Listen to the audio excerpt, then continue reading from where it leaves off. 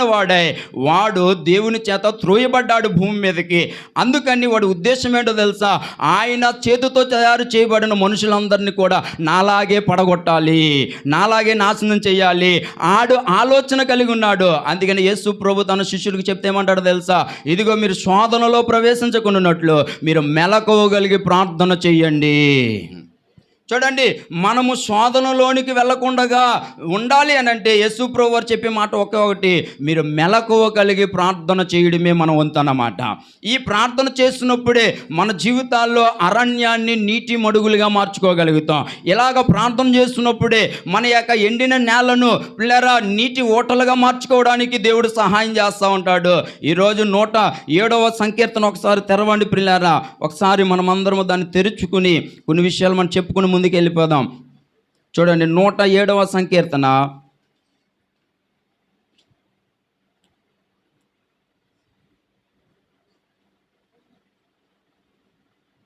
చూడండి 107వ సంకీర్తన మనం 4వ వచనం చదివితే, వారు అరణ్యమందలి ఎడారి త్రోవను తిరుగులాడుచుండిరి, నివాసపురమేది వారికి దొరకకపోయెను. ఆ మాట మనం పక్కన పెడితే ఇప్పుడు చూడండి 10వ వచనాన్ని ఒకసారి చదివితే, దేవుని ఆజ్ఞలకు లోబడక మహోన్నతుని తీర్మానమును తునీకరించున్నందున బాధ చేతను ఇనుప కట్ల చేతను బంధింపబడిన వారే చీకటిలోను మరణాంధకారములోను నివాసము చేయవారు హృదయమును ఆయన ఆయాసం చేత కృంగజేసెను, వారు కూలి ఉండగా సహాయకుడు లేకపోయెను అని రాయబడింది. ఇంకా మనము 17వ వచనాన్ని కనుక చదివితే, బుద్ధిహీనులు తమ దుష్ట ప్రవర్తన చేతను తమ దోషము చేతను బాధ తెచ్చుకొందురు, భోజన పదార్థములన్నీ వారి ప్రాణమునకు అసహ్యమగును, వారు మరణ ద్వారములను సమీపించుదురు. ఇంకొక మాట కూడా మనం చదివితే 33వ వచనాన్ని కనుక చదివితే అక్కడ రాయబడుతుంది, దేశ నివాసుల చెడుతనమును బట్టి ఆయన నదులను అడవిగాను నీటి బొగ్గులను ఎండిన నేలగాను సత్తుగల భూమిని చవిటి భూమిగాను మార్చెను.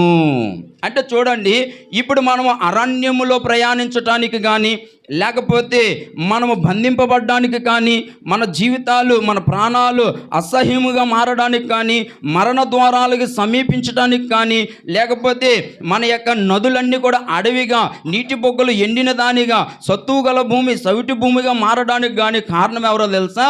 మన చెడుతనమే, మన యొక్క పాపమే, మన దోషాలే.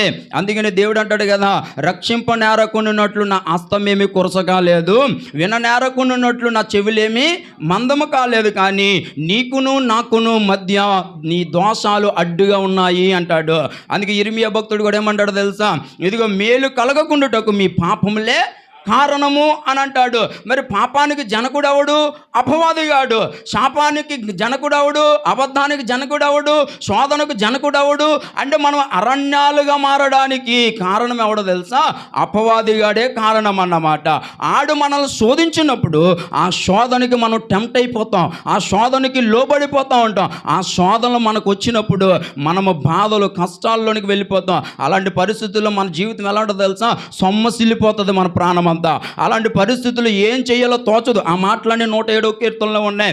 ఆ మాటలు మనం చదువుతున్నప్పుడు పిల్లారా మన ప్రాణము సొమ్మసిల్లిపోద్ది, ఏం చేయాలో తోచని పరిస్థితి అయిపోతుంది. అలాంటి పరిస్థితుల్లో వారు చేసిన పని ఏంటో చూడండి ఒకసారి. 6వ వచనాన్ని మనం చదివితే, వారు కష్టకాలమందు యెహోవాకు మొర్రపెట్టిరి, ఆయన వారి ఆపదలలో నుండి వారిని విడిపించెను, వారు ఒక నివాసపురము చేరినట్లు చక్కని త్రోవను ఆయన వారిని నడిపించెను. హల్లెలూయా. చూడండి ఇంకొక మాట 13వ వచనం కూడా చదివితే, కష్టకాలమందు వారు యెహోవాకు మొర్రపెట్టిరి, ఆయన వారి ఆపదలలో నుండి వారిని విడిపించెను, వారి కట్లను తెంపివేసి చీకటిలో నుండి మరణాంధకారంలో నుండి వారిని రప్పించెను. ఇంకొక మాట మనము 19వ వచనం చదివితే, కష్టకాలమందు వారు యెహోవాకు మొర్రపెట్టిరి, ఆయన వారి ఆపదల్లో నుండి వారిని విడిపించెను, ఆయన తన వాక్కును పంపి వారిని బాగు చేసెను, ఆయన వారు పడిన గుంటలో నుండి వారిని విడిపించును. హల్లెలూయా. చూసారు పిల్లరా? అంటే ప్రతి కష్టకాలాల్లో ప్రతి సమస్యల మధ్యలో వారు చేసిన పని ఏంటో తెలుసా? యెహోవాకు మొర్ర పెట్టడం మాత్రమే నేర్చుకున్నారన్నమాట. మొర్ర పెడుతున్నప్పుడల్లా దేవుడు ఏం చేశాడో తెలుసా? వారికి సహాయం చేసుకుంటూనే వస్తూ ఉన్నాడు. ఈరోజు నా ప్రియ దేవుని స్నేహితులారా, నా జీవితంలో కూడా చిన్నపాటి సాక్ష్యాన్ని మీ ముందు చెప్పి నేను ముందుకు వెళ్తాను. చూడండి, ఎప్పుడైనా సరే దేవుడు మనకు చేసిన మేలుల్ని ఇతరులతో మనం ఏం చేయాలో తెలుసా? పంచుకోవాలి ఖచ్చితంగా. ఒకప్పుడు నా జీవితం కూడా అరణ్యముగా మారిపోయింది. అరణ్యం అంటే మా జీవితంలో పిల్లలు ఎలాంటి అరణ్యం అంటే అది నా కుటుంబంలో ఎంతో బాధను కలిగజేసింది. నా భార్య, నా అత్తమామలు అందరూ కూడా ఏం చేయాలో తోచని పరిస్థితి, చాలా భయంకరమైన ఏడుపులతో నింపబడిన స్థితిలోనికి వెళ్ళిపోయారు. దానికి కారణం నేను సాతాను చేత శోధించబడిన వాడిని కాబట్టి. సాతాను చేత శోధించబడడం అంటే ఒక వ్యభిచార ఆత్మతో పట్టి పీడింపబడుతున్న వ్యక్తిని. అలాంటి బంధకాలలో నేను ఉంటుండేవాడిని. దేవుని దగ్గరికి వెళ్ళేవాడినే కానీ, చర్చిలోకి వచ్చి అన్ని రకాలైన పరిచర్యలు చేస్తూ ఉండేవాడినే కానీ, మా పాస్టర్ గారు మౌత్ ఇచ్చి ఆయన లేనప్పుడు ప్రసంగాలు చేయమంటుండేవాడు. ఆయన అలాగ ప్రసంగాలు చేస్తూ ఉండేవాడిని. కానీ నేను మాత్రము పాపానికి బానిసైపోయాను, పాపానికి లోబడిపోయాను. ఇలాగ దేవుని దగ్గరకు వస్తూ ఉన్నాను, పాపం చేస్తానే వస్తున్నాను. ఈరోజు ఇక్కడ ఉన్న నా ప్రియ దేవుని స్నేహితుడు, యవనుడ, యవన చెల్లి, ఒకవేళ నువ్వు కూడా దేవుని దగ్గరకు వచ్చి నాలాంటి నా చెయ్యి పట్టి నడుపు వాడవే, నా తోడుగా ఉన్నవాడవే, నా చెయ్యి పట్టి నడుపు వాడవే, నా పక్షముగా నిలుచువాడవే, నా పక్షముగా నిలుచువాడవే, నా ధైర్యము నీవే యేసయ్యా, నా ధైర్యము నీవే యేసయ్యా, యేసయ్యా, యేసయ్యా, యేసయ్యా, యేసయ్యా. కృతజ్ఞత స్తుతులు నీకేనయ్యా, కృతజ్ఞత స్తుతులు నీకేనయ్యా, నా తోడుగా ఉన్నవాడవే, నా చెయ్యి పట్టి నడుపు వాడవే, నా తోడుగా ఉన్నవాడవే, నా చెయ్యి పట్టి నడుపు వాడవే. నాను వారు నాకు దూరమైన, నా తల్లి తండ్రులేనా చెయ్యి విడిచినా, నాను వారు నాకు దూరమైన, నా తల్లి తండ్రులేనా చెయ్యి విడిచినా, ఏ క్షణమైనా నన్ను మరవకుండా ఆ ఆ ఆ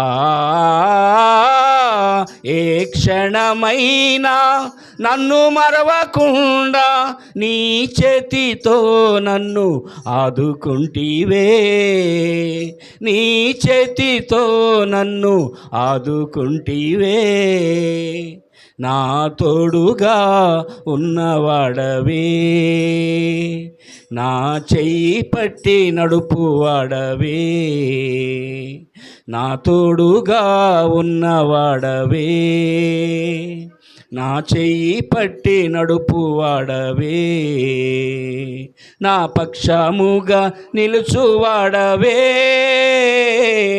నా పక్షముగా నిలుచువాడవే, నా ధైర్యము నీవే యేసయ్యా, నా ధైర్యము నీవే యేసయ్యా, యేసయ్యా, యేసయ్యా, యేసయ్యా, యేసయ్యా.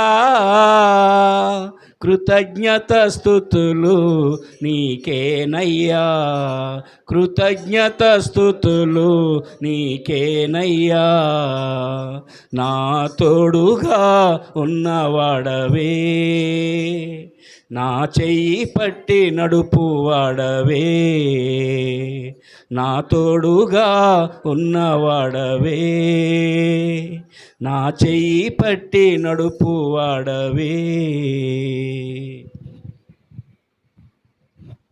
హల్లెలూయా. చక్కటి పాట పాడి వినిపించిన దైవ సేవకులు ప్రత్యేకమైన వందనాలు.